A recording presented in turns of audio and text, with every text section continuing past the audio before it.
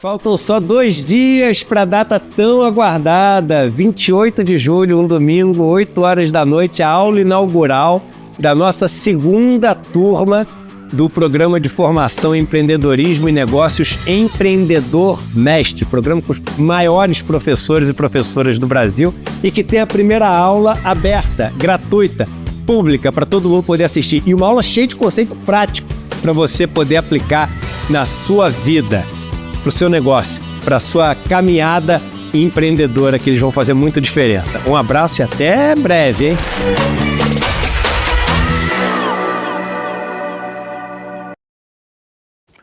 Bom dia! Está começando mais um Desperta ICL, abrindo a programação desta sexta-feira no ICL Notícias. São 7 horas e 1 minuto, eu sou o André Grazeiro e nós vamos juntos até às 8 da manhã, já falando da abertura do noticiário, os assuntos que serão tema das conversas e debates nesta sexta-feira. Deixe seu comentário, deixe seu like, curta e siga o canal do Leandro Demore, do Eduardo Moreira e do Instituto Conhecimento Liberta. Nós estamos falando neste momento ao vivo nestes canais, nas redes sociais do ICL e do ICL Notícias e também nas redes TVT, TV aberta 44,1 na região metropolitana de São Paulo, na Rádio Brasil Atual FM 98,9 também na região metropolitana de São Paulo, TV Quirimurê 10,3, canal aberto na Grande Salvador, Rádio Heliópolis FM em São Paulo no dial 87,5, na Pop TV do Rio Grande do Sul, canal 23.1 em Porto Alegre e em Sobradinho, canal 45.1. Deixe seu comentário, fale de onde você está e ajude a gente a fazer o Desperta ICL até às 8 da manhã. Para abrir, nós vamos falar sobre uma notícia exclusiva revelada pela Juliana Dalpiva, que mostra que a Polícia Federal deve adiar a conclusão do inquérito do golpe, que investiga os mandantes do golpe da tentativa de golpe que culminou nos atos de 8 de janeiro. Segundo informações aqui da Juliana Dalpiva no site iclnoticias.com.br, a PF, que investiga 2 inquéritos, o inquérito do golpe e o inquérito da ABIN paralela, encontrou pontos de contato, conexões entre a ABIN paralela, que era ali, segundo as investigações, comandada por aliados de Bolsonaro, incluindo o deputado federal Alexandre Ramagem, que na época era o diretor-geral da ABIN, e Ramagem, que inclusive é pré-candidato à prefeitura do Rio de Janeiro. A PF encontrou conexões entre esses 2 casos. Então, por isso, o inquérito do golpe, que seria concluído agora no mês de julho, deve ter mais uns 2 meses aí de investigações, já que a Polícia Federal precisa de mais tempo para apurar essas conexões, reunir as provas, entender o que está por trás disso, para aí sim concluir o inquérito. Diz aqui a Juliana Dalpiva, a PF encontrou novas provas no inquérito que apura a existência da ABIN paralela e terá que adiar a conclusão do inquérito que apura a tentativa de um golpe de Estado após as eleições de 2022. Os investigadores identificaram uma série de conexões entre os casos e estão solicitando ao STF o compartilhamento de prova entre esses 2 inquéritos. E com isso, a conclusão que era esperada para julho deve ficar para setembro.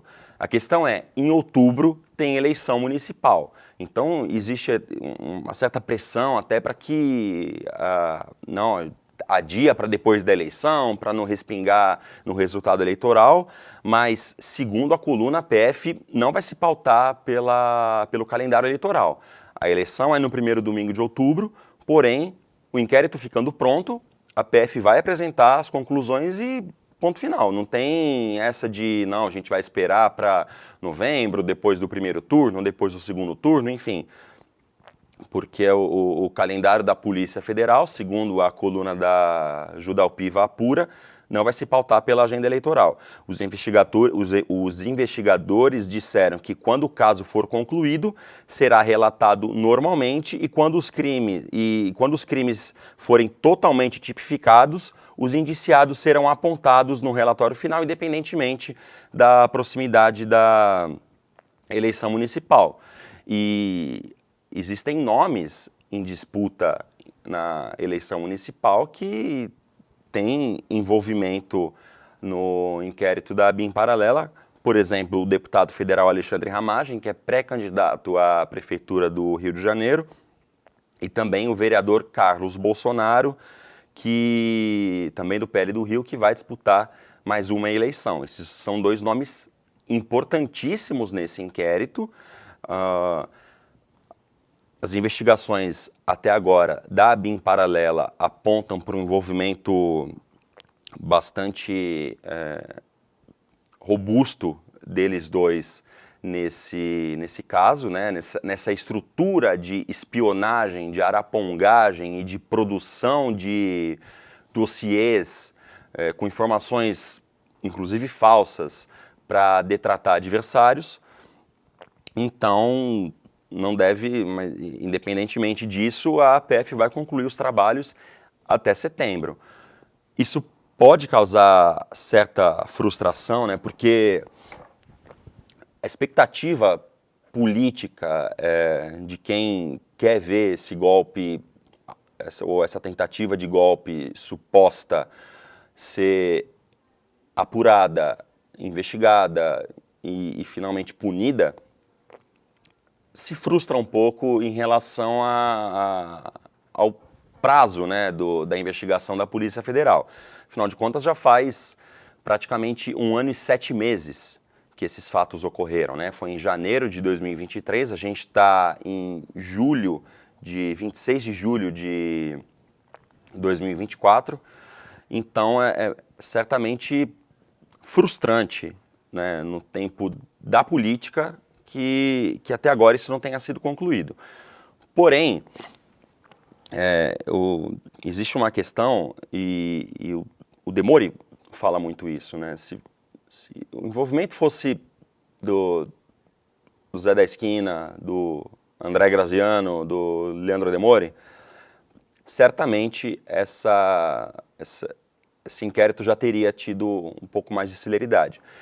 Mas, em se tratando de alguém ou de um grupo político que tem um apoio significativo de uma boa parte da população. A gente tem que lembrar que, mesmo depois de tudo que aconteceu nos 4 anos do governo Bolsonaro, o Lula ganhou por um fio de bigode. Foi quase um empate técnico. Se fosse uma pesquisa ali, seria um empate técnico entre os dois. Cerca de 2 milhões de votos deram a vitória para o presidente Lula. Sem dúvida nenhuma, uma vitória super legítima, porém, que demonstra que a força opositora, que hoje é opositora no governo federal, tem muito apoio popular. Então, é necessário que o inquérito seja muito bem embasado, que não haja nenhum tipo de brecha jurídica para que essa brecha jurídica seja inclusive usada politicamente. Então, por isso que, para frustração de muita gente, esse inquérito acaba demorando mais do que muita gente gostaria.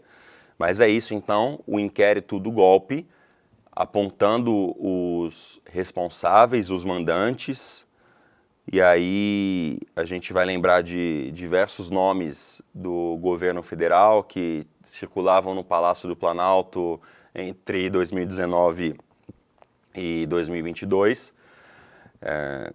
Esses nomes devem ser finalmente apontados. Deixe seu like e comente também aqui no canal do ICL Notícias. Fale de onde você está falando e ajude a gente a fazer o Desperta ICL. Eu preciso tomar uma água aqui porque o ar está bastante seco.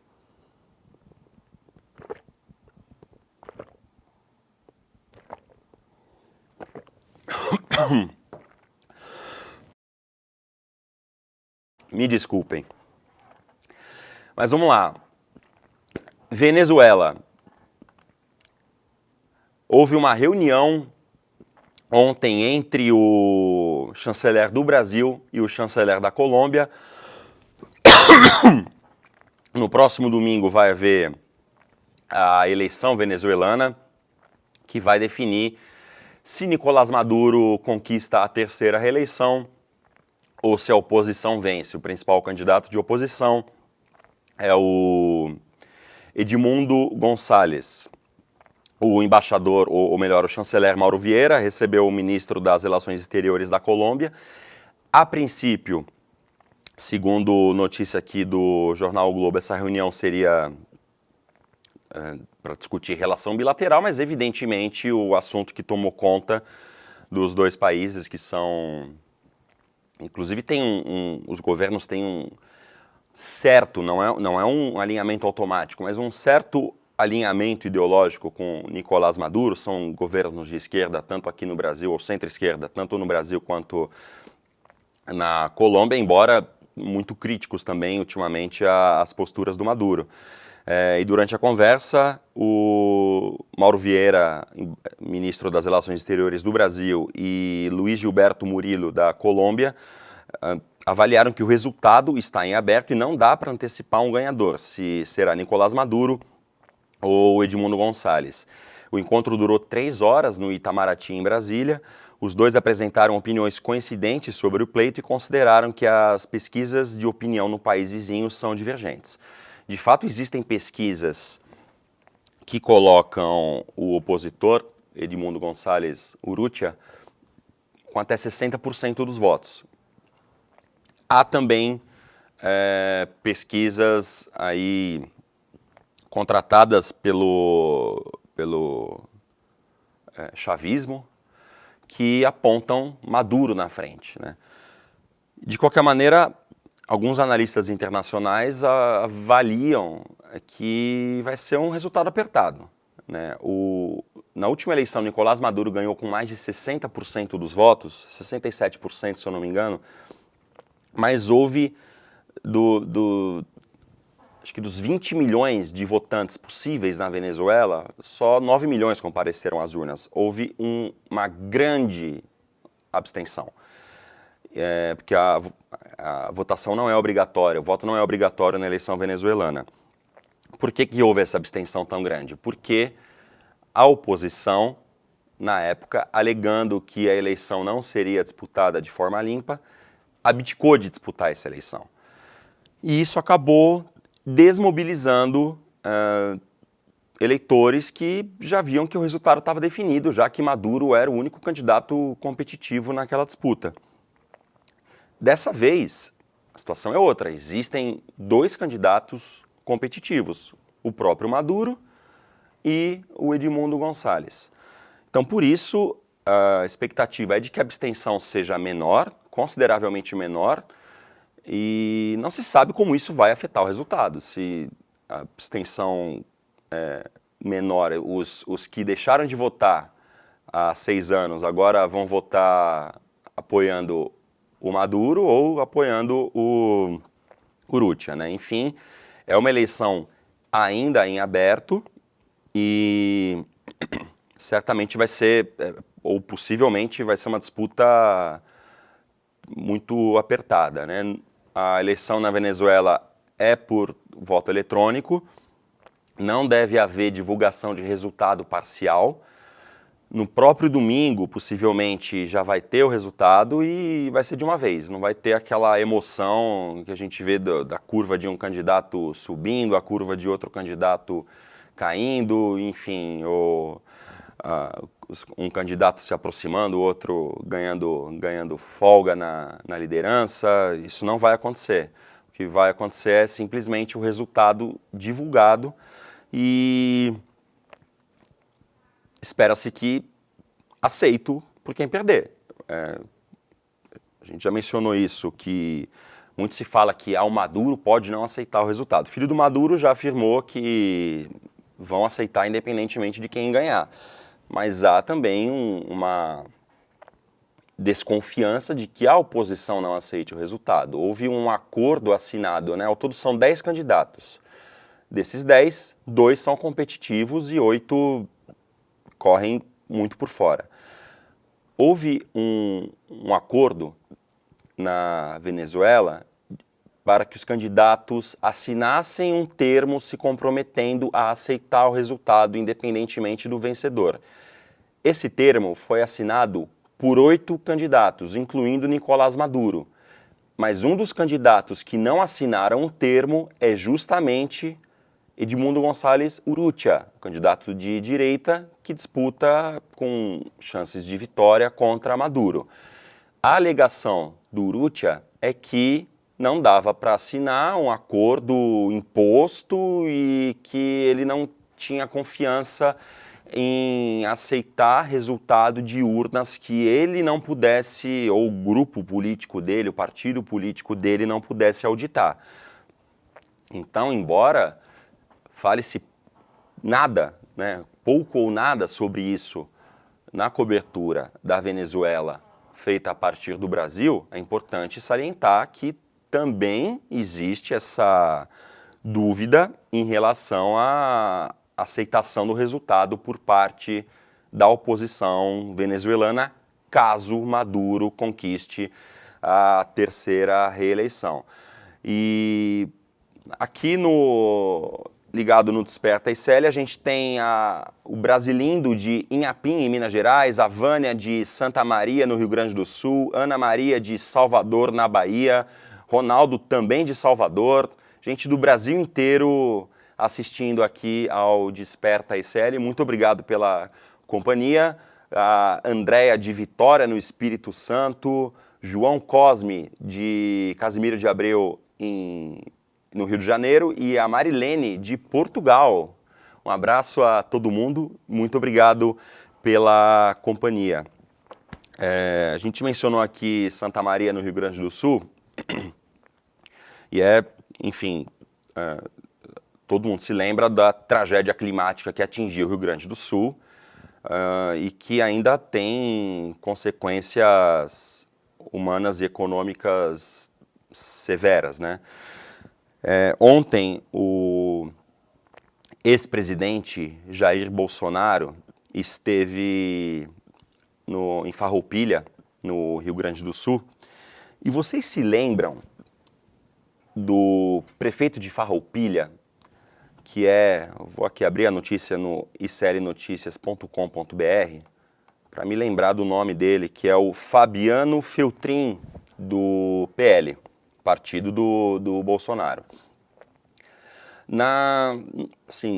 Dias depois, né, da tragédia, quando ainda a água estava super alta em diversos municípios, incluindo Farroupilha, o Fabiano Feltrin divulgou uma ligação dele com o ministro Paulo Pimenta, que na época ainda ocupava o Ministério da Comunicação do governo e hoje ocupa o Ministério Extraordinário da Reconstrução do Rio Grande do Sul.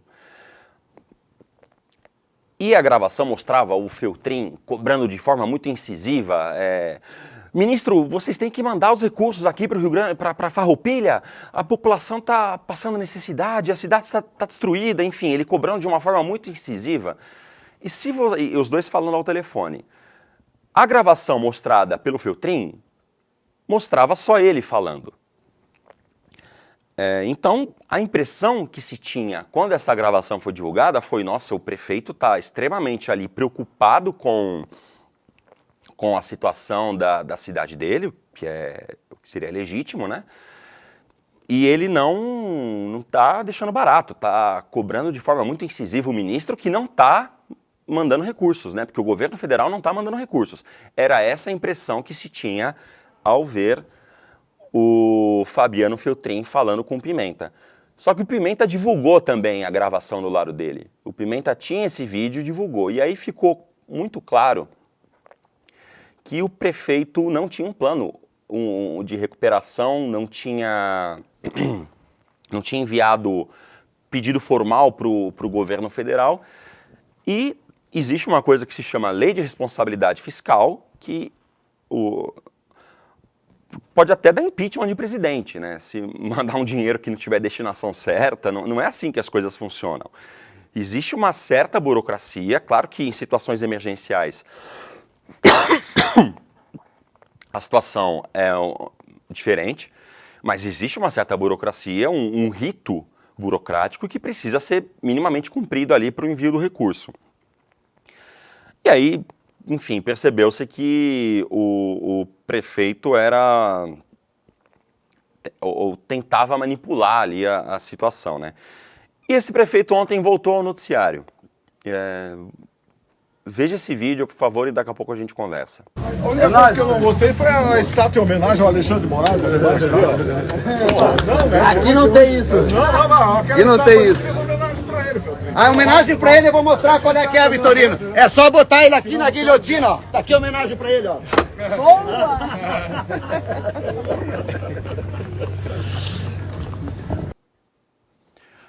É só botar ele aqui na guilhotina, tá aqui a homenagem para ele. Ele, Alexandre de Moraes. Essa foi a fala do Fabiano Feltrin ontem, durante visita de Jair Bolsonaro à cidade gaúcha de Farroupilha. Enfim, não farei juízo de valor sobre essa fala. Fique por conta de vocês mesmos. Mas essa sugestão foi dada, inclusive, ao lado do ex-presidente Jair Bolsonaro e um vídeo que o próprio Feltrin publicou. Acho que foi durante uma transmissão ao vivo que ele fez. Nas redes sociais dele, esse vídeo não estava mais disponível. Pelo menos quando eu dei uma... Opa, meu ponto está vazando aqui. Era isso que o Vitor tentou me avisar e eu... achei que tivesse arrumado. Vitor, agora tá ok. E uma coisa que chamou a atenção nesse vídeo é que o Bolsonaro, que tá rindo no começo ali, que antes de mencionarem, antes do Feltrin, né, mencionar o nome do Alexandre de Moraes, o Bolsonaro tá rindo, tá brincando. Mas aí eu vou aqui, ó, pedir o VAR. Coloca de novo, Vitor, por favor, esse vídeo e mostra que o Bolsonaro, ele se mantém impávido quando ele percebe que a brincadeira, entre aspas, é sobre guilhotinar o Alexandre de Moraes. Por favor. A única coisa que eu não gostei foi a estátua em homenagem ao Alexandre de Moraes. Aí o Bolsonaro ri. A estátua em homenagem ao Alexandre de Moraes. Ele dá risada. Aqui não tem isso. Ele dá risada por enquanto. Aí agora ele vai mostrar a guilhotina. Tá aqui a homenagem pra ele, ó.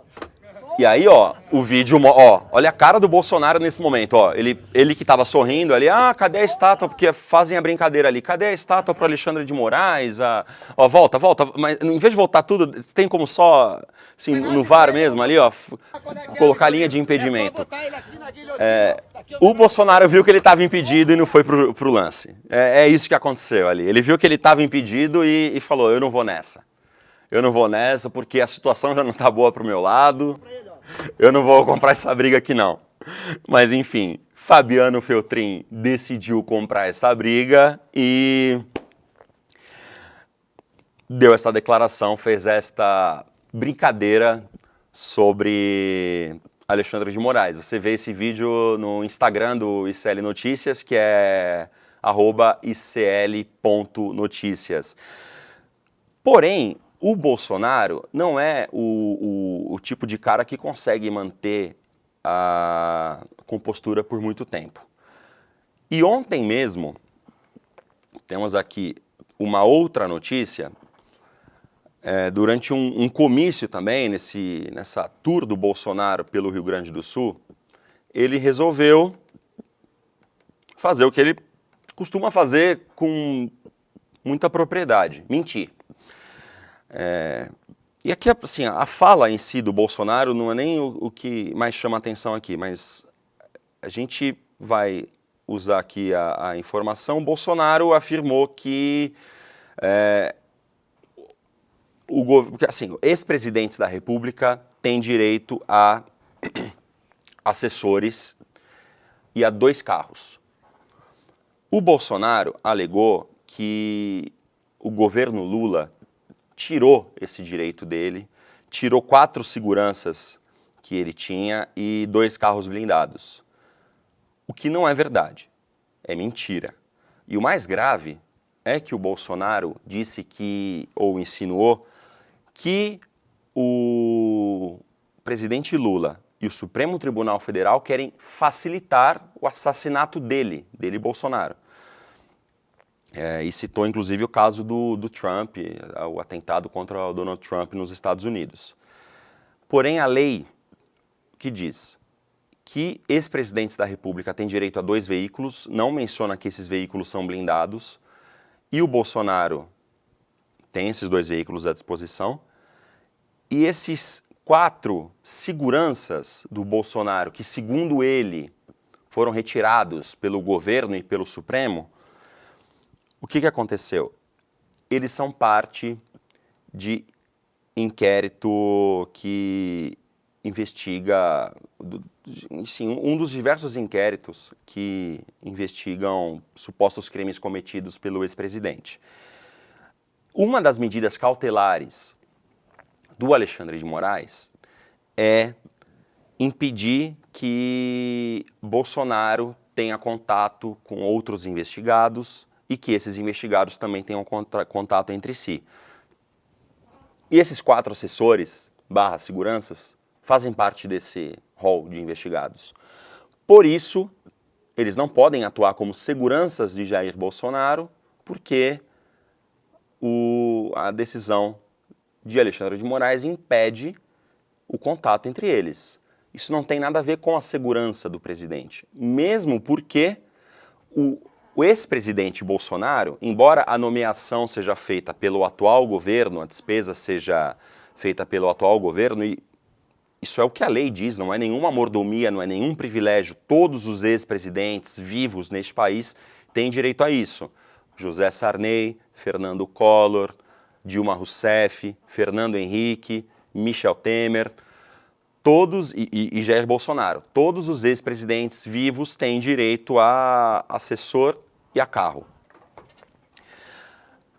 A despesa e a nomeação é feita pelo governo em exercício, só que quem escolhe é o ex-presidente em questão. No caso, o Bolsonaro pode escolher outros assessores que não estejam envolvidos nos inquéritos em que ele é investigado. Só que isso não foi feito. Então, por isso, esses assessores ou seguranças não podem andar com Jair Bolsonaro. E aqui eu quero chamar a atenção para uma coisa importantíssima que, inclusive ontem, a gente mencionou sobre como uma manchete tem que ter um contexto mais profundo para simplesmente não reproduzir uma mentira, seja a partir de um recorte de uma notícia ou, nesse caso aqui, de uma declaração falsa.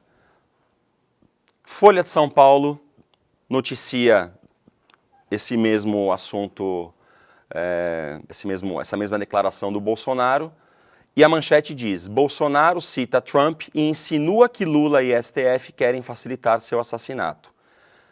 Essa é a manchete. A manchete, que é o trecho mais lido da matéria, não faz nenhuma ressalva, não indica em nenhum ponto de que o Bolsonaro está mentindo. E a linha fina, ou o subtítulo, diz: declaração ocorreu durante comício no Rio Grande do Sul. SECOM diz que regras para ex-presidentes são as mesmas e que antecessor não tem nenhum direito extra aos da lei.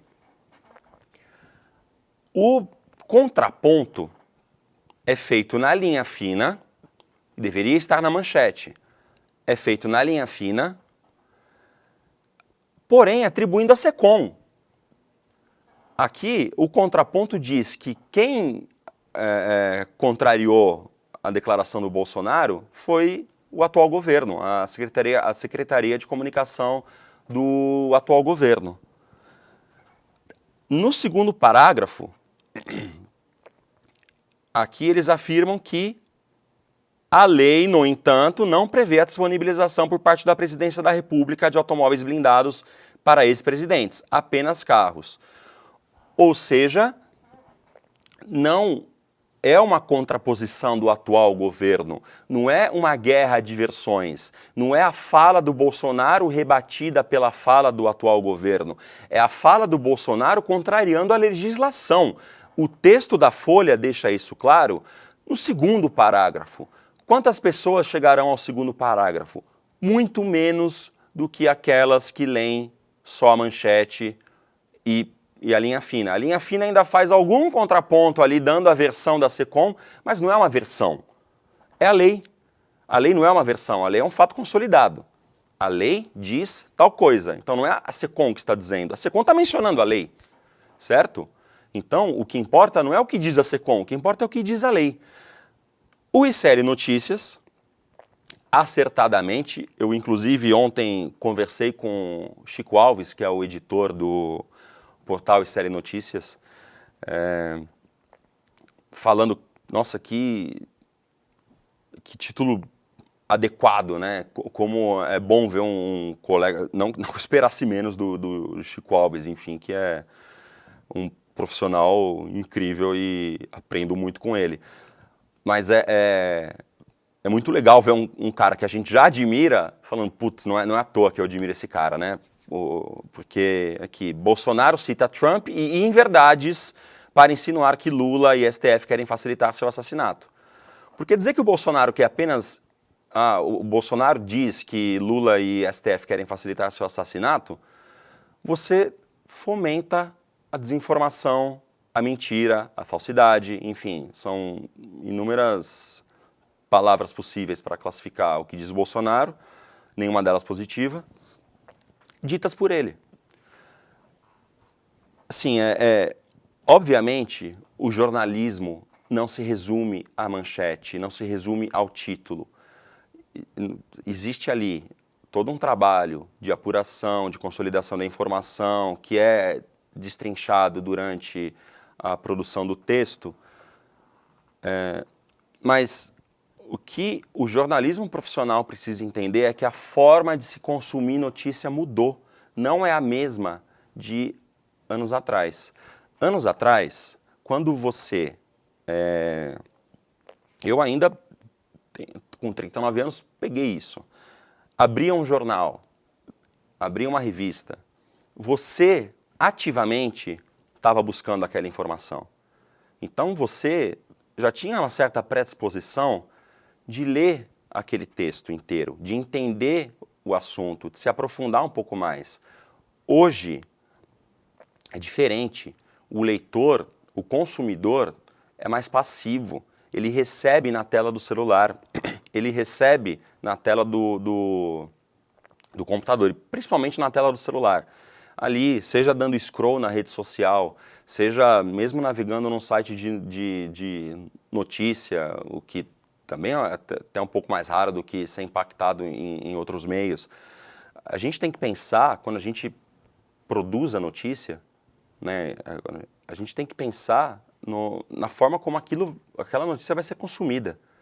Então não dá para a gente atuar da mesma forma que atuava quando eu terminei a faculdade de jornalismo em 2005.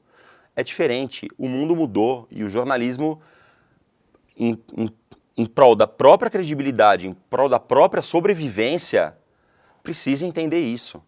É complexo fazer jornalismo de verdade? Obviamente é. É muito mais complexo do que simplesmente subir no palanque no Rio Grande do Sul e soltar um monte de mentira. Então cabe ao jornalismo atuar dentro dessa complexidade, já apontando as contradições e mentiras que existem logo de cara. O compromisso é com a verdade e com o leitor, então vamos mostrar a verdade para o leitor. Porque senão o cara não vai chegar no segundo parágrafo, às vezes no penúltimo parágrafo, para ler ali a versão que contrapõe aquela mentira propagada ou propalada. Então, a gente precisa entender que o contexto nunca é demais. a manchete fica mais feia esteticamente, estourou uma linha, estourou um monte de... Cara, assim, paciência, vamos tentar resolver.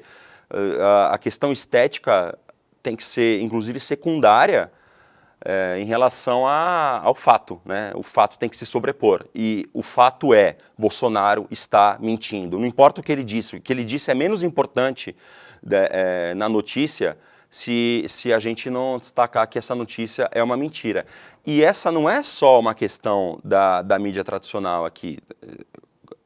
O Diário do Centro do Mundo usou o mesmo título. Um título que também, e tenho certeza que sem nenhuma intenção de fazer aqui a seconda do Bolsonaro, um título que simplesmente reproduz a mentira dita pelo ex-presidente. Então, o jornalismo declaratório tem que acabar, é urgente. Vamos lá aos comentários aqui no chat do canal do YouTube e nas nossas redes sociais. O João de Recife, Pernambuco. Nossa, tem comentário pra caramba aqui, eu perdi um monte já, gente, mas enfim, vamos que vamos.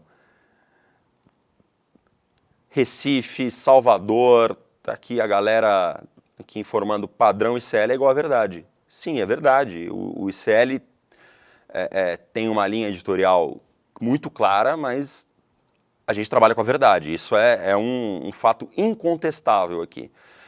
Maria Helena, do Rio de Janeiro. Um beijo para todo mundo do Rio de Janeiro. Marinalva de Serra, no Espírito Santo.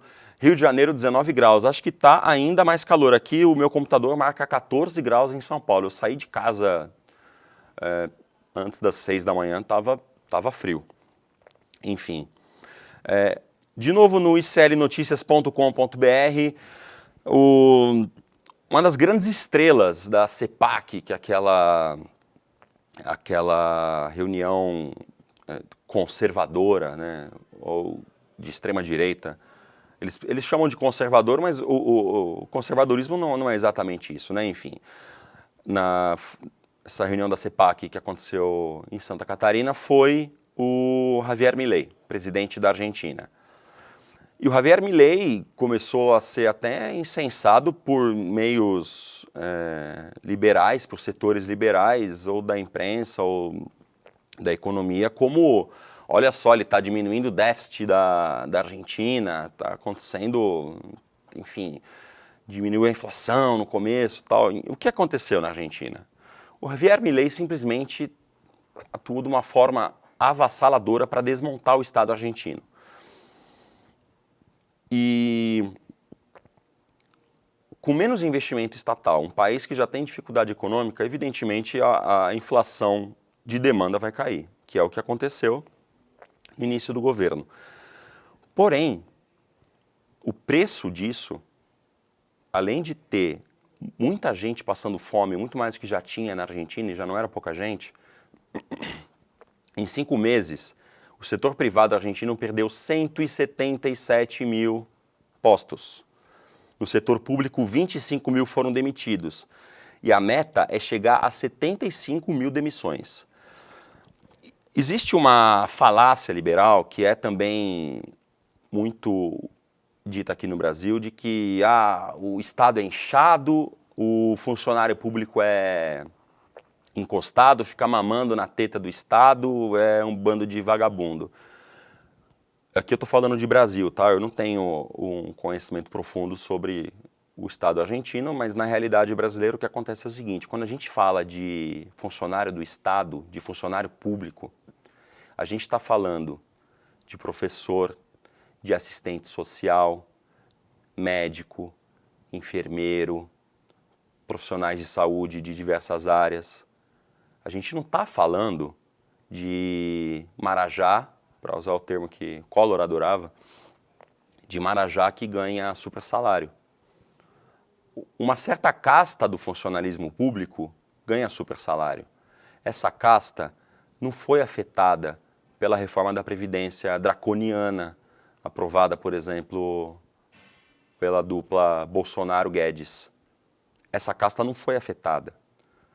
Os militares têm pensão para filha vitalícia. integral. Isso não foi mudado na reforma da Previdência. Ninguém mexe na reforma da Previdência ou na Previdência dos militares, ou na Previdência do alto escalão do judiciário. Ninguém mexe nisso. Agora, mexem na base, no trabalhador que ganha menos, que tem ali estabilidade do serviço público, que é fundamental, mas que não tem um super salário. Em alguns setores, sim, tem um salário digno. A gente pegar, por exemplo, o auditor da Receita Federal tem um salário digno e tem a estabilidade. E quão importante não foi a estabilidade do servidor da Receita Federal que peitou ali o gabinete do presidente da República falando, não, estas joias estão apreendidas e daqui não vão sair. Se não fosse a estabilidade, esse cara estava na rua. Né? Enfim, a estabilidade garante, inclusive, que o funcionário público cumpra a sua função dentro da lei de forma adequada, acima de interesses de chefe momentâneo.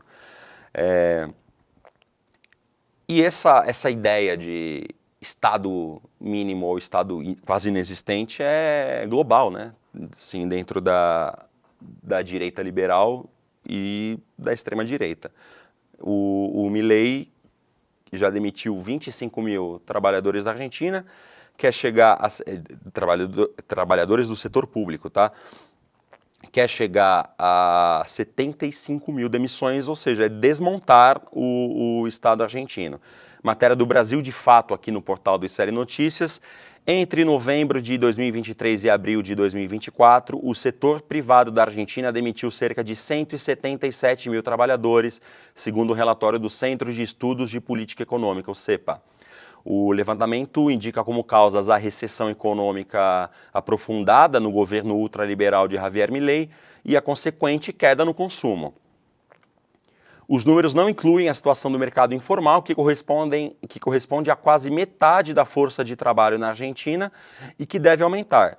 Milei disse que 25 mil servidores públicos já perderam o emprego e ele quer demitir 77 mil. Um ponto importante aqui, a recessão econômica na Argentina é grave. O primeiro trimestre de 2024 registrou uma contração de 5,1% no PIB e taxa de desemprego de 7,7%, um salto em relação aos 5,7% registrados no último trimestre do ano passado. O setor de construção foi atingido em cheio, com mais de metade das demissões, após Javier Milei suspender as obras públicas como parte de sua política de redução do déficit fiscal do Estado. E a indústria perdeu 43% dos postos de trabalho. É uma tragédia econômica que está acontecendo no governo do Javier Milei. Teve um comentário, vocês podem ver no nosso Instagram, no Instagram do próprio Eduardo Moreira, que o Edu fez nessa semana, que eu me identifiquei muito com o que ele falou. Abrindo completamente o debate, né? Pode ser que nós que defendemos um Estado mais forte, um Estado que seja condutor do bem-estar social, condutor da economia, pode ser que nós estejamos errados. E pode ser também que esses ultraliberais estejam errados, né? Só que se o lado mais desenvolvimentista tiver errado, vai ter ali aumento de dívida, aumento de déficit, tudo bem, mas o legado vai ser mais gente com acesso ao consumo, à educação, à saúde, o bem-estar social como um todo, né? Porque é o objetivo da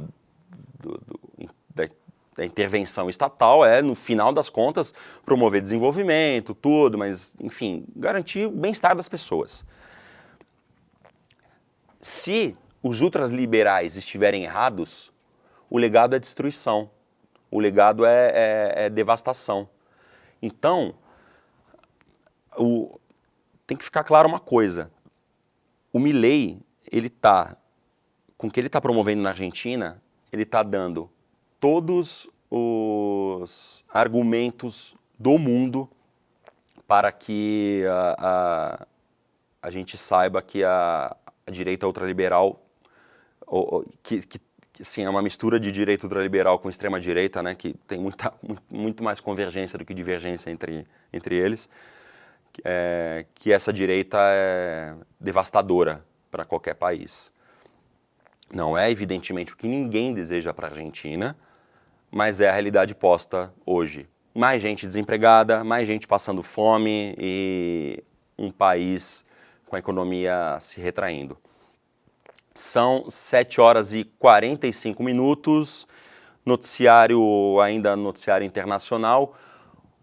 Finalmente saiu o apoio de Barack Obama à candidata, ou ainda possível candidata democrata à presidência dos Estados Unidos, Kamala Harris. As redes sociais de Obama e de Kamala, de Michelle, enfim, divulgaram um vídeo que mostra uma ligação do casal Obama para Kamala Harris, apoiando a candidatura dela. Vamos assistir. Kamala! Hello. Hi. Hey there! Oh, hi, you're both together. Oh, it's good to hear. E aí you a both. Kamala fala, vocês dois estão juntos, e a Michelle fala, eu não poderia deixar de dar esse telefone para dizer a você o quanto eu estou orgulhosa, vai ser histórico. E agora o Barack Obama dizendo que ele e Michelle não poderiam estar mais orgulhosos de apoiar a candidatura dela e, enfim, ela agradece muito, estava ansiosa para isso, ela e Doug, o marido dela, estavam ansiosos e que ela quer dizer que as palavras que ele disse e a amizade dos dois, enfim, ela não pode expressar mais gratidão. E, enfim, muito obrigada e é isso. E ela ainda no final, a Elo Vilela chamou a atenção para isso hoje, agora na redação, ela ainda fala, né, a gente vai se divertir e tal. Ela tem essa pegada, né, de diversão, sabe? De ser animada, ao mesmo tempo que ela tem um discurso muito sério, duro, né? Estou muito ansioso para assistir ao debate entre ela e o Trump, porque ela é boa a retórica dela é muito boa, né? Ela enfim, foi promotora, procuradora, está habituada a tribunais, então ela tem uma oratória muito boa, vai ser bom para enfrentar o tom incisivo, debochado e arrogante do Donald Trump. Mas ao mesmo tempo ela tem essa seriedade e eu sou galera, né? Como diria a Rita Lee, ela é tão galera. E ainda sobre o noticiário americano, na Folha de São Paulo, ontem Kamala Harris teve um encontro com Benjamin Netanyahu, primeiro-ministro de Israel, e falou sobre, evidentemente, o assunto, não é possível que esse assunto fique de fora, sobre a crise humanitária em Gaza e a guerra na faixa de Gaza. Vou aumentar um pouquinho aqui o zoom. Aqui a foto dos dois juntos na Folha de São Paulo. O encontro era observado de perto por analistas que buscavam ali indícios de possíveis reformações na política externa americana em relação ao Estado judeu, caso a provável candidata do Partido Democrata à presidência vença as eleições em novembro. Kamala Harris classificou o diálogo como franco e construtivo. Ela reafirmou o apoio ao que eles chamam de direito de defesa de Israel, né, após o ataque terrorista do Hamas. E ninguém questiona o direito de defesa, o que se questiona é a proporção e o que Israel está promovendo. Enfim, já promovia antes, né, mas o que o governo Netanyahu vem promovendo na faixa de Gaza. Mas, ao mesmo tempo, ela pontuou a preocupação humanitária, ela disse que não vai se calar sobre possíveis abusos cometidos. Enfim, é uma situação tênue, delicada ali. Ela tem que se equilibrar numa linha muito fina ali, né? Porque Kamala Harris é do Partido Democrata, progressistas americanos que não têm alternativa acabam apoiando a candidatura democrata contra o candidato, que sim é um candidato de extrema-direita, Donald Trump. Tá muito seco o tempo aqui.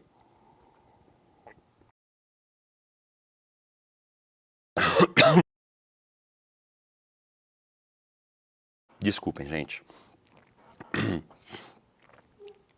Enfim, e boa parte do eleitorado democrata tem se mostrado descontente, né, com a política israelense, com a guerra de Israel contra a população de Gaza, que se tornou uma guerra muito claramente contra a população e não só contra o Hamas. Mas, ao mesmo tempo, Israel é o principal aliado dos Estados Unidos no Oriente Médio. Isso não vai mudar. Seja Kamala Harris a vencedora, seja Donald Trump o vencedor, ou seja quem for. Se, por acaso, um outro candidato do Partido Democrata aparecer e vencer Trump, que é altamente improvável. Mas é uma relação muito consolidada entre Israel e os Estados Unidos, não só entre Israel e Biden, ou Israel e o Partido Democrata, ou Israel e o Partido Republicano. Os dois estados são muito próximos e isso não deve mudar, independentemente de quem for o vencedor da eleição. Mas Kamala precisa ali demonstrar eu apoio, mas não apoio tanto, assim, fica essa posição meio em cima do muro ali, né? Mas, ao mesmo tempo, para a sorte dela, talvez nem tudo é só uma coincidência, houve a declaração de apoio, finalmente, né? Das grandes lideranças democratas eram os que faltavam, a Michelle e Barack Obama. Houve o apoio declarado, declaração de apoio agora à candidatura dela, que ainda não é oficialmente a candidata, mas já se comporta, o próprio Partido Democrata a trata como tal. Houve esse apoio, que é uma notícia importantíssima, que deve tomar o noticiário interno nos Estados Unidos. E alguns números aqui da guerra de Israel.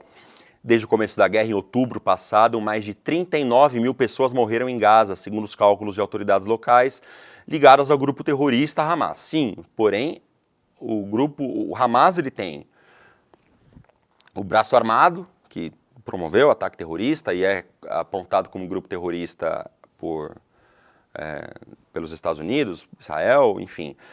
E tem também o lado político, administra a faixa de Gaza, né? Então, enfim, as pessoas ali estão sob um regime do Hamas e 39 mil pessoas morreram, o que é muita gente, e a maior parte de mulheres e crianças. Sempre com a alegação de que está usando escudo humano, o Hamas usa escudo humano, usa a população civil como escudo. E, enfim, Israel, sob essa alegação, tem matado milhares de pessoas que não têm comprovadamente ligação com o grupo terrorista. E a ONU estima que 2 milhões do total de 2 milhões, ou seja, olha só, gente, de 2 milhões e 200 mil habitantes da faixa de Gaza, 2 milhões já foram obrigados a deixar suas casas. Vocês têm ideia do que é isso? E aí, Israel, quando vai promover um ataque, por exemplo, numa área residencial, diz, não, mas a gente avisou antes que ia promover. A gente avisou as pessoas lá para saírem de lá. Você imagina se você está na sua casa e alguém te avisa, daqui 12 horas a gente vai destruir o seu prédio, então saia daí. É tranquilo? Sob esse argumento dá para dizer que não, então tá tudo bem. Então, ok, me avisaram, perdi tudo aqui, perdi meus bens materiais, minhas memórias, né? Foto, documento, a ligação afetiva que eu tenho com aquele local, perdi tudo isso, mas tudo bem, me avisaram que iam bombardear aqui, então tá tudo certo. não dá para a gente encarar isso com normalidade, né? Não é normal que um ataque de um país a uma região, ou o contra-ataque de um país a uma região, já que houve o ataque do terrorista do Hamas em Israel, provoque que uma conta de padaria, 90% das pessoas tiveram que deixar suas casas. Isso é inaceitável, né? E relatório mais recente da FAO aponta que 96% da população no território palestino, ou 2.100.000 pessoas, enfrentam insegurança alimentar aguda. Ou seja, muitas vezes passam fome. Enfim, esse é o atual governo de Israel, de Benjamin Netanyahu, que foi anteontem recebido no Congresso americano e ovacionado por parlamentares daquele país. São 7h56. Um abraço aqui no chat do canal ICL. Sim, André Graziano Pigarro, né? Por causa do Rodrigo Viana. Até minha mãe uma vez olhou para mim e falou, André Graziano. Eu olhei e falei, não, minha mãe falou isso para mim, acabou, né? E hoje eu que tô com a voz aqui, é a maldição do pigarro, que o Jornal da Tosse. Um abraço para todo mundo que está comentando, muito obrigado pela companhia, pelo carinho de vocês aqui no chat. Foi uma delícia fazer 2 dias aqui do Desperta ICL. Substitui o Leandro Demore, que é além de um grande colega, é um excelente profissional, um cara que antes de eu trabalhar no ICL já admirava, com toda a história dele no jornalismo, história recente, inclusive, no jornalismo, com a participação na Vaza Jato, que foi fundamental, virou a chave, né, da política brasileira, trazendo à luz o que muita gente já sabia, mas muita gente fingia não saber, sobre a Lava Jato. E foi difícil substituí-lo aqui nesses 2 dias. Ontem, principalmente, eu estava muito nervoso e, enfim, eu quero agradecer a todos vocês aqui que deixam os comentários, pelo carinho de vocês, e a toda a equipe técnica, a equipe de jornalismo aqui, que foi muito gentil, muito carinhosa comigo nesses 2 dias. E 2 dias, aliás, é o que falta, né, para a aula inaugural da segunda turma do Empreendedor Mestre, a aula Hackeando o Sistema com Eduardo Moreira. Você pode se inscrever no link despertaricl.com.br ou acessar o QR Code aqui. Opa, dessa vez eu acertei de primeira aqui, ó. O QR Code aqui, ó, tocar no dedo do Edu aqui, ó. Opa, tá difícil, foi. Acessar aqui pelo QR Code e se inscrever gratuitamente. A aula inaugural é gratuita e será no domingo às 8 da noite, dia 28 de julho. Você, ou pelo QR Code, ou pelo Despertar ICL, ou Desperta ICL, é isso, Despertar ICL? Opa, Desperta ICL, eu preciso trocar meu óculos, despertaicl.com.br. Essa aula vai mostrar para você que não existe fórmula mágica para ficar rico, para fazer uma empresa decolar, enfim. É preciso suar a camisa e também ter acesso a um conhecimento que ajude você a tomar as melhores decisões para o seu negócio. Se você está esperando uma fórmula mágica que de um dia para o outro, no instalar de dedos, você vai ficar rico, fazer sua empresa de sair do fundo da garagem para um grande conglomerado, você está no lugar errado. Isso não é esse tipo de discurso que você vai ouvir na aula Hackeando o Sistema ou no curso Empreendedor Mestre como um todo, né? Enfim, o Eduardo é um cara que faz curso na área de investimento, de empreendedorismo, e ele tem esse desafio, né? Ele não tenta vender água no no deserto, né? A água aqui não tem.